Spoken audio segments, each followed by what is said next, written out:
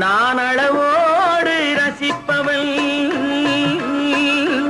எதையும் அளவின்றி கொடுப்பவள், அன்பின் அழகோடு தழுவி உறவோடு பழகி உயிராக நினைப்பவன்.